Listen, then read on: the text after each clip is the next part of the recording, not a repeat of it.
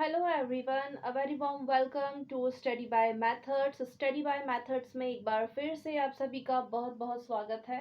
आज की वीडियो में हम एक क्वेश्चन देखेंगे। एक नहीं, एक्चुअली एक से ज़्यादा क्वेश्चन मैं बताने वाली हूँ। तो पूरा वीडियो आप लास्ट तक देखिएगा ताकि समझ में आए कि मैंने कैसे किया है। इससे पहले भी मैंने अलग अलग टाइप के क्वेश्चंस को सॉल्व करना सिखाया है, जिसे हम सिंप्लीफिकेशन कहते हैं। वही बात है, सिंप्लीफाई करना या सिंप्लीफिकेशन। तो अगर आपने वो वीडियोस नहीं देखे हैं तो आपको क्या करना पड़ेगा, डिस्क्रिप्शन बॉक्स चेक करना पड़ेगा। आप वहां जाके उन वीडियोस की लिंक पर क्लिक कीजिए और उन वीडियोस को भी ज़रूर देखिए। वीडियो अच्छा लगे तो वीडियो को लाइक करें, वीडियो को शेयर करें और चैनल को सब्सक्राइब करें। अब करते हैं आज का वीडियो शुरू।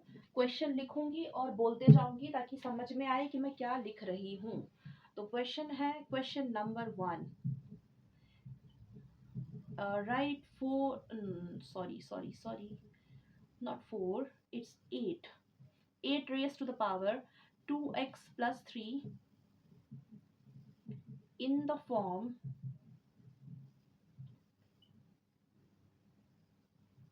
of 2 raised to the power y, and express the relation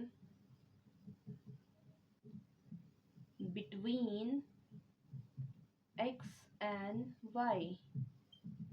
repeat करती हूँ क्वेश्चन मैंने क्या लिखा है। Write 8 raise to the power 2x plus 3 in the form of 2 raise to the power y and express the relation between x and y। Question को समझना है सबसे पहले और फिर करेंगे सॉल्व। तो सॉल्व करते हैं, लिख दिया मैंने सॉल्व। क्वेश्चन को समझ लेते हैं पहले कि क्या बोल रहे हैं। वो ये कह रहे हैं कि 8 raise to the power 2x plus 3, इसको ऐसे लिखना है 2 raise to the power y के फॉर्म में। तो पहले इसे लिख देते हैं जो कि गिवन है। क्या है गिवन? गिवन है 8 raise to the power 2x plus 3। अब इसे इस तरह से दिखाना है। किस तरह से दिखाना है? 2 raise to the power y के फॉर्म में दिखाना है। तो यहाँ पर जब ये 8 देखा तो आपके दिमाग में आना चाहिए कि 8 को पावर या एक्सपोनेंशियल फॉर्म में कैसे लिखें। तो कैसे लिखेंगे 8 को?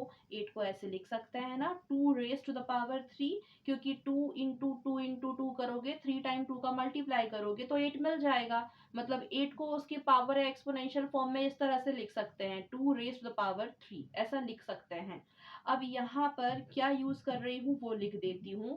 यूजिंग लॉ, कौन सा वाला लॉ यूज कर रहे हैं? अगर ऐसा दिया है ना a raise to the power m और इसकी पावर n है, तो इसे लिखा जा सकता है a raise to the power m n, या इसे लिख सकते हैं a raise to the power n m। तो अभी हमें यहाँ पर इसे यूज करना है, तो कैसे यूज करेंगे और क्या आएगा वो यहाँ देखिए। मैंने क्या किया, यहाँ पर लिखा 8 raise to the power 2x plus 3 जो कि दिया था इज इक्वल टू, इस 8 को मैं ऐसे लिख सकती हूँ पावर एक्सपोनेंशियल फॉर्म में 2 रेज टू द पावर 3, तो लिख दिया। और बाकी जो पावर थी उसे वैसे ही लिख देती हूँ जो कि है 2x प्लस 3। अब ये जो मैंने ऊपर लिखा है उसका मैं यहाँ पर यूज करने वाली हूँ। ये और ये फॉर्मेट सेम है तो इसे इस तरह से रिप्रेजेंट कर सकते हैं। तो इसका मतलब है इसे भी इस तरह से लिखा जा सकता है। तो लिख दीजिए। तो क्या होगा, इसमें मल्टीप्लाई करेंगे। मैं यहाँ साइड में करके दिखाती हूँ। 3 को मल्टीप्लाई करना है 2x प्लस 3 के साथ। तो जब ये इसमें इसका मल्टीप्लाई हो जाएगा एंड देन इसमें इसका मल्टीप्लाई हो जाएगा, ये क्या लिखाएगा 6x प्लस ये लिखाएगा 9। ये मैंने 9 लिखा है तो मैंने यहाँ करके दिखाया। अब मैं यहाँ लिख देती हूँ। तो ये क्या हो जाएगा 2 raise to the power 6x plus 9। Direct नहीं किया मैंने, यहाँ करके दिखाया है कि ये कैसे आया और फिर मैंने यहाँ पर लिख दिया। ये रूल को यूज करके हमने ये लिख दिया है। अब यहाँ पर जो पूछा था वो आ चुका है। पूछा ये था इसे इस तरह से लिख के दिखाइए, इस फॉर्म में लिख के दिखाइए। तो आप देख सकते हैं 2 रेज टू पावर y के फॉर्म में पूछा था, तो 2 एंड 2 बेस सेम है। अब यहाँ y की वैल्यू मिल चुकी है। y इज इक्वल टू कितना है 6x प्लस 9। ये y की वैल्यू है। यही तो पूछा था और यही हमारा आंसर है। होप सो सभी को समझ में आया होगा कि ये मैंने कैसे किया है। अब आप चाहें तो स्क्रीनशॉट ले सकते हैं, फिर मैं एक और क्वेश्चन सॉल्व करके दिखा रही हूँ। अभी यहाँ जगह नहीं है तो फिर मिटाना पड़ेगा, तो आप चाहो तो स्क्रीनशॉट ले सकते हो। इस तरह के कई सारे डिफरेंट डिफरेंट क्वेश्चंस को सॉल्व करना मैंने सिखाया है।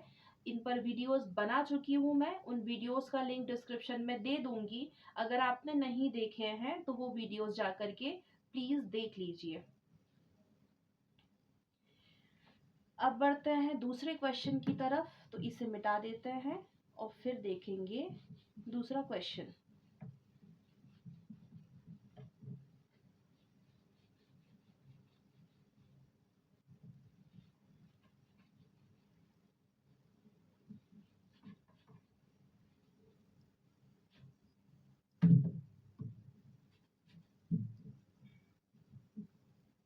सेकंड नंबर क्वेश्चन है, मैं लिखते जाती हूँ और बोलते जाती हूँ। Question number second, evaluate the expression, क्या दिया है, 125 raise to the power 2/3 into 625 raise to the power 3/4। Evaluate the expression, expression आपके सामने है, 125 raise to the power 2/3 into 625 raise to the power 3/4। ये क्वेश्चन है। अब यहाँ एक्सप्रेशन का मतलब क्या है, इक्वेशन का मतलब क्या है, ये बेसिक चीजें नहीं पता तो परेशान मत होइए। इन पर मैंने वीडियोस बनाए हैं जहां मैंने सिखाया है एल्जेब्रिक एक्सप्रेशंस के बारे में, वहां इंट्रोडक्शन पार्ट को कवर किया है। आप वो वीडियो देख सकते हैं, उस वीडियो का लिंक मैं डिस्क्रिप्शन में दे दूंगी। अब यहाँ पर हम क्वेश्चन की तरफ आते हैं, उसे सॉल्व करेंगे। तो मैंने यहाँ लिखा सॉल्व, और जो क्वेश्चन है उसे मैं फिर से लिख रही हूँ। क्या है question, 125 raise to the power 2/3 into 625 raise to the power 3/4, ये क्वेश्चन है। मैंने वैसे का वैसा लिख दिया। अब यहाँ ये सोचता है कि 125 एंड 625 को उसके पावर एक्सपोनेंशियल फॉर्म में हम किस तरह से लिखेंगे।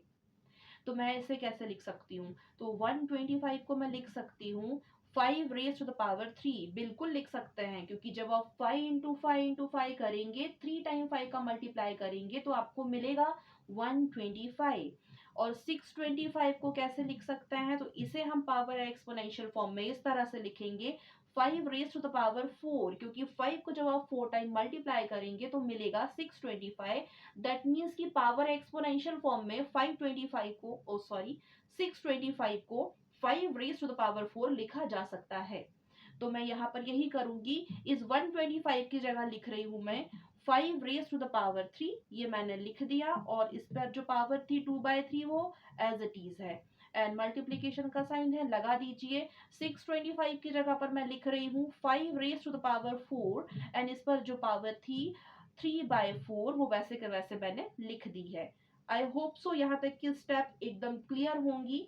अब बढ़ते हैं आगे। तो यहाँ मैं क्या यूज कर रही हूँ वो लिख देती हूँ। यूजिंग लॉ, अगर कुछ इस तरह से है a raise to the power m और इसकी पावर n है, तो ये लिखाएगा a raise to the power mn, या फिर इसे लिख सकते हैं a raise to the power nm। तो ये यहाँ पर यूज होने वाला है। कैसे पता किया, तो दिख रहा होगा ये और ये फॉर्मेट सेम है, ये और ये फॉर्मेट सेम है। तो इसे जब इस तरह से लिख सकते हैं, इसका मतलब ये हुआ कि इसे भी इस तरह से लिखेंगे। अब वो क्या होगा आगे देखिए। यहाँ पर हमने ऐसे लिखा 5 रेज टू पावर 3 इंटू 2/3, यहाँ पर इंटू का साइन है, मतलब मल्टीप्लीकेशन है, वैसे का वैसा लिख दिया मैंने। और इसे लिखा 5 रेज टू पावर 4 इंटू 3/4।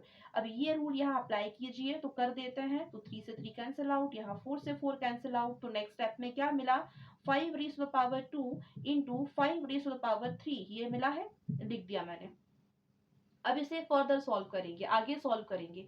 उससे पहले क्या करेंगे, आप स्क्रीनशॉट चाहें तो ले लीजिए, क्योंकि अब तो जगह नहीं है, मिटाना पड़ जाएगा आगे लिखने के लिए।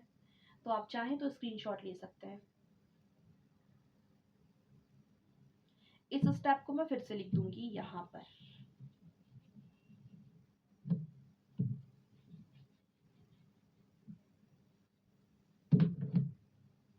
5 raise to the power 2 into 5 raise to the power 3, ये जो स्टेप थी मैंने फिर से यहाँ लिख दी है। अब आगे करते हैं सॉल्व। तो ये जब सॉल्व होगा तो इसका मतलब है 5 into 5 which means 25, right, into 5 raise to the power 3, मतलब 5 into 5 into 5, that means 125, right, ये हो गया। अब यहाँ पर ज़रा ध्यान दीजिए, कई बार क्या होता है जल्दी जल्दी करने के चक्कर में प्लस का माइनस हो जाता है और माइनस का प्लस हो जाता है। तो जरा यहाँ पर ध्यान दीजिए, ये जो मैंने लिखा है ना ऐसे करके, अब यहाँ पर आपको कंफ्यूज नहीं होना है, तब भी मैंने यहाँ पर थोड़ा सा धीरे धीरे बोलना स्टार्ट कर दिया। और ऐसा क्यों किया, आप समझ पा रहे हैं क्या ऐसा क्यों बोल रही हूँ मैं? कोशिश कीजिए खुद से समझने की। देखिए यहाँ हो क्या रहा है, बेस सेम है ना, बेस सेम, और क्या हो रहा है, पावर अलग अलग है, मल्टीप्लिकेशन हो रहा है। तो इस केस में करते क्या है, क्या करते हैं, ऐसे लिखते हैं फिर 5 raise to the power, power आपस में क्या होती है, प्लस हो जाती हैं, तो ये किया 2 + 3। अब यहाँ पर ये क्या हो जाएगा, इस तरह से होगा, यस और नो, यस ऐसा ही तो होता है।